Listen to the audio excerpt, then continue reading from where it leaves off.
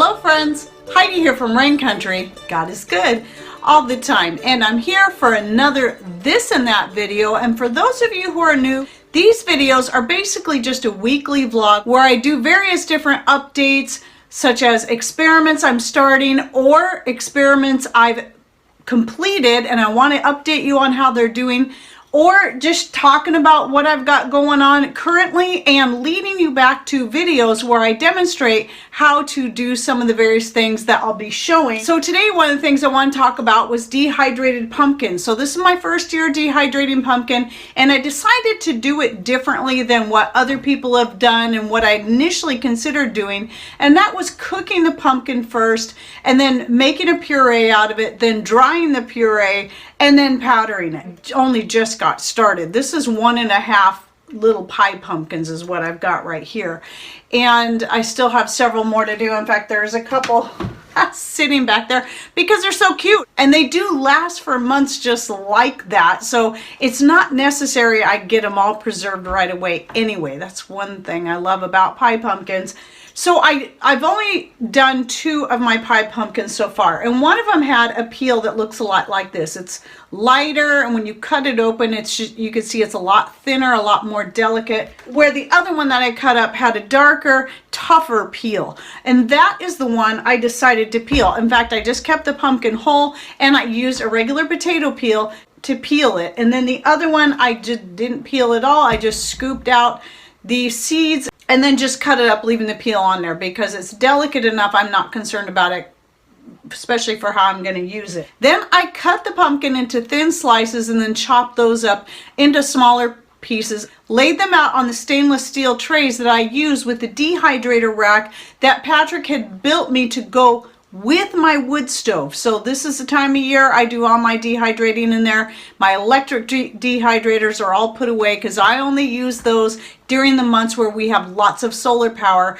and I'm doing a lot of herbs from the garden. But this time of year I'm not usually dehydrating as much. So the other thing I've dehydrated along with the pumpkin is I did get the turkey from Thanksgiving dinner. I did get some of it dehydrated up. I'm going to dehydrate some more because I have a bunch of turkey still in the freezer from last year that I can use for making some of the various things I like to use turkey in.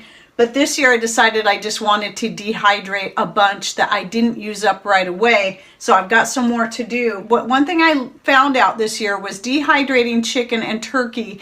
These are the kind of things that, and though I haven't tried pressure cooking it first, because I always just roast or bake my turkeys or chickens. Apparently, if you pressure cook it, when you dehydrate it, it rehydrates better. I did try cooking with the chicken that I did, and I never could quite, I could get it to rehydrate a little bit better with lots of cooking, but it still was a little chewy even though the flavor was good. So I decided just to save it for snacking because it's become one of my favorite snacks is dehydrated chicken and turkey. And so that's what I'm doing with this. I am only drying it up for a snack. However, if you do it this way, you can still choose, like another subscriber had commented on a previous video, you can still choose to powder it up for using in gravies and anything that you want to add that turkey flavor to, even if you're going to make, or chicken, even if you're going to make a pot pie with it. That could be one way to do it if you're not concerned about actually having the chunks of chicken or turkey in there. But anyway, I did both of these together. So the turkey, because as it dries, the chicken and the turkey both do this, it can kind of start to crumble with little teeny tiny pieces, so that when I do it on the wood stove, I put it on a stoneware cookie sheet that sits on top of the rack, because the rack is just the perfect size to put one of my stoneware cookie sheets right on top. And then the pumpkin goes on the stainless steel trays underneath that, and then I just rotate them. And then once they got fully dehydrated, this jar isn't full yet because I still have more to do, but I did go ahead and vacuum seal it because I don't know how soon I'm going to do the rest. I just needed some right away. And what I will probably do with some of this, once I get it all dehydrated up, is I'll probably powder some of it so I can use it in various things, whether it be adding to pancakes or whatever it is I want to use it in. but I wanted pieces initially because someone had asked a while back on one of my extract making videos, how do you make a pumpkin pie extract? Well, it was one I'd never even considered or tried. And then I kind of forgot about it. And then when I was straining out my cinnamon extract, it dawned on me an idea. So I'm putting together a video. It's still in the process and it will be out later. But I did get one started. I got another ingredient I got to add to this yet. I'm waiting for it to come in. But be watching for the video I have coming out about this. It's only been going for a couple days. And I have tasted it, and it does definitely have a pumpkin pie flavor to it. And of course, as I'm sure you can tell, one of the things I used in that was the dehydrated pie pumpkin, and that was why I wanted to get dehydrating some right away so I could start this experiment and see how well it will work. So be watching for that video down the road, and well, I'll talk about all the ingredients I've got in there, and you can see how much of each I'm using. So the plan is to let it sit for a week, taste it, and then finish out the video. But really, whenever I do extracts, I always let them before I actually use them. I might taste them along the way to see if the flavors come along the way I hoped, but I still will usually let that sit for up to 2 months before I strain it out and use it. Now, if you're interested in more about extract, I have quite a few videos out on how to make various different flavored extracts, and I'm always experimenting. What I recommend you watch is the one I did on all about extracts, because I talk about various different solvents you can use, different types of extracts that I make, whether it be for flavoring, medicinal, and so on. So I will link to that video down below so you can check that out and learn more about making your own homemade extracts of all different kinds, and learn how to also be creative and come up with your own ideas. Okay, so a couple more things I have to do, I really should do this week, is get some more homemade seasoned salt made. And so I make my own seasoned salt, and I have a recipe which I will also link in the description box below. And by the way, don't forget to click on either show more that you'll see right down here below the channel name if you're on a computer, and if you're on a smart device, go right over here to this corner. You'll see a little tiny gray triangle. Click on either one of those, depending on the device you're on, to open up the description box and see all the video and other links that I'll be putting down below, as well as our contact information. So anyway, my main jar that I store my homemade seasoned salt is getting empty. So what I do is I blend it in a 1/2 gallon mason jar, pour it into here, and then this becomes what I refill the container that we keep in here for just daily use. So that's one of the things I got to get done. And then I have another jar of something that's getting low, and that is my homemade cream of wheat. So it's a hot cereal. I have a video, of course, on this as well, but in that video I talk about other options. It doesn't have to be just wheat. It can be rice, so you can have it gluten-free. You can use different blends of grains to make whatever cream of cereal you want. It's super easy and very easy to cook up. It's homemade, and I know exactly what's in there. I know it's organic and non-GMO, and that's one of the benefits of making it yourself, because the stuff you buy at the store usually has additives that might not be something you want. And plus, you're saving money. If you're using the grains you've already got stocked up on anyway, this is another great reason why you should stock up on whole grain, more so than just flour, is that it gives you more options of what you can do with it. You can grind it into flour, or you can make a hot cereal out of it. So anyway, go check out that video on how I make the cereal and how you cook it, and some of the different options you can use for grains. Now right here I've got my yeast out because I'm going to be making some more bread today, and I wanted to talk about this a little bit because I did do a video on how I store my yeast. I probably now have about 10 pounds of dry yeast, because every time I saw a good deal on it in the past year, I went ahead and bought a couple more pounds. And I buy it online because we don't get into town often. Hopefully that price is still available in Costco if you're needing to stock up on dry yeast, which I recommend you do as soon as you can. Now is the time to do it, because remember, there was a shortage there for a while. We couldn't get any dry yeast. And yes, I do have videos on how you can take the fermentation starter that I talk about a lot. I don't have one out here right now. And and I use it to make my meats, to make kimchi, to do all kinds of stuff. I've used it many times through the years to make bread. I've experimented and done it various different ways, and no, it does turn out and it does work good, and it is a good option in case I can't get dry yeast. I still prefer the ease of using a dry yeast, and we're not huge sourdough people ourselves, so I don't hate sourdough. It's just not our favorite thing. I've made sourdough, I've made my own sourdough starters, and I love working with it. It's just not my favorite kind of bread.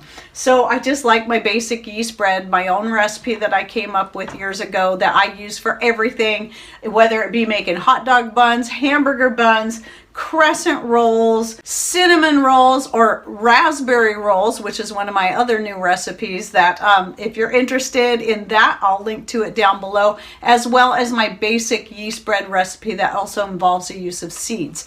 Now, another thing, and I did mention this in a separate video all by itself, but I'll just tell you real quick, as long as your yeast you keep it in the vacuum sealed Mylar packs it came in, you do not have to freeze it. It will keep just fine as long as you keep it in a cool, dry area and it stays sealed.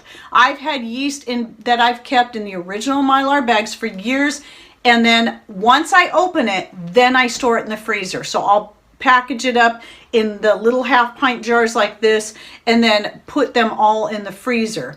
You can also vacuum seal those 1/2 pint jars, but I just go ahead and just stick them all in the freezer when they're like that, just to be on the safe side. And I've never had issues with my yeast going bad and just not working anymore, not being any good. If you don't keep it either sealed in the bag, if you, like, say you open up the bag and you keep it in the cabinet and it takes you a long time to work through it, then eventually that yeast will become inactive and it won't be good for getting a good rise on your bread. And then for my specific bread recipe, I really like using this cast iron pan. I looked around for a pan like this. I wasn't sure if they made one. This isn't a Lodge because I had to look for something specific, because even though I have the cast iron bread pans, I have 2 of them and I love them. I do use them mostly for making quick breads, but when I make my yeast bread, because my recipe ends up being a little too big for a single loaf pan, it's not big enough for me to make 2 loaves like that. So I like to make one big kind of squarish type loaf in this pan, and if this pan is still available, I just love it. I just love the size and shape of it. I will link to it down below. I found it on Amazon. I use it for quite a bit of things. I've done cinnamon rolls and the raspberry rolls in pans like this as well. Now, another thing I brought out is this bucket of lard. The only reason I have this bucket of lard is for when I want to just make some soap for us. Now, a lot of you know I haven't been selling them for a couple months now, but for years I was selling my homemade soaps, and those are all vegan soaps using coconut oil and my homegrown herbs and some essential oils. And it was just one of those things I had to cut. I might get back into it someday, but I don't see it yet because life has just gotten too busy for me to try to keep up on so many different things on my store. However, we're starting to run low on our own soap. And when it comes to that, when it comes to the soap that most of the time I use for myself, for just kind of everyday stuff, whether it be a laundry soap or a hand soap, I just stick with lard, and that's why I have this big bucket, because it's really the cheapest way to go, and lard makes a really great soap. I want to bring this up because of the topic again of storing fats. There's a lot of concern. A lot of people freak out about fats and storing fats, whether it be vacuum sealing them or just leaving them like this. I just want to let you know I've had this in storage for years, not in the freezer, just actually in the other room where I keep my soap supplies is where I keep this one, and it's about half gone now, but it's still good. It is not rancid, and it even says right here on the bucket, refrigeration not required. And I did a video also about fat storage, and I will link to that one down below for those of you who are kind of new to the storage, or maybe you're just new to the concept of storing fats and what are you supposed to do with them. So I'll link to that video down below if you'd like to check it out. I talk about storing nuts and oils and different things. And there was a few fats that I forgot to mention, and one of them was lard and another one was the palm shortening. I also have a big bunch of palm shortening that I do not keep in the freezer. and it's still good. I've been working through that for probably about 6 years, and it's not rancid. It's still good. I don't go through a lot of it. I only use that for pie making and biscuit making, and then usually everything else I'm using avocado oil and coconut oil. Those are my two favorite oils. And so anyway, you can check out that video down below. And I just can't believe I forgot to mention the palm shortening, but yep, that's another one I just keep it in our pantry and it stays good. It has not spoiled in any way. So fats of almost any variety, as long as you keep them in a cool, dry place, they do not need to be refrigerated, and they can last for a very long time without spoiling. And you can see back here, I've got the lip balm container filled with empty lip balm tubes because I need to get a bunch of frankincense lip balm made because somebody came in, oh no, it was the ylang ylang one, and bought almost all of the ones that I had in there. So I got to get a new batch going so I can get them up on the store. Anyway, one more thing I wanted to talk about, and this is the fermented red onions. So if you've been following me long enough, you might have remembered a video I did a couple months ago, a few months ago, sometime in the summer, where we ended up with this massive quantity of, I think it was early summer, in fact, of red onions. We got about 50 pounds and about 50 pounds of tomatoes. And so I got busy preserving them in various different ways. Yes, I dehydrated some I tried canning, and those turned out pretty good. I've used a couple of jars since. I poured about half of the canned onions with the liquid into a pan that I was baking salmon in, and that turned out pretty good. It added a nice flavor. But anyway, these are the fermented onions. So as you can see, they're red, so the liquid turned red, and this is one good way to preserve them if you want them more in a raw form that you can use immediately. And they will keep, once they're fermented like this, you know, any kind of vegetable, you can keep it in cold storage. I always keep it in the fridge, but if you have a pretty cold place to keep, it needs to be cold enough that it's not going to bubble over if it starts fermenting again and make a mess. But anyway, the fermented onions are working really good. I've started working through them. I think I had 3 jars, and they taste pretty good like that. One thing about fermenting onions and garlic, though, it does make their flavor more mild. So that might be good for people who don't like so hot of an onion or garlic, but we like them spicy. But on the other hand, this is a nice way to preserve them. And that, of course, is using the fermentation starter that you'll hear and see me talk about quite often. The short that I have is just a real abbreviated version of showing how to make a fermentation starter. Should be coming out right after this. But I also have a long, very in-depth video on the fermentation starter where I explain how to use it, the many different ways that you can make it, the many different things you can make it from, so on and so forth. I will link to that video down below. And then the short is just basically a real quick, this is how to make one. It doesn't talk about how to use it or anything, but hopefully that will be something that will attract people's attention and then get them to want to learn more about the fermentation starter and how the many different ways you can use it. Oh yes, I forgot one more thing, the pumpkin seeds. So I haven't done it yet, but I was going to do that today. But most of them I'm going to toast, and I toast mine a little bit differently. I don't just put them in the oven.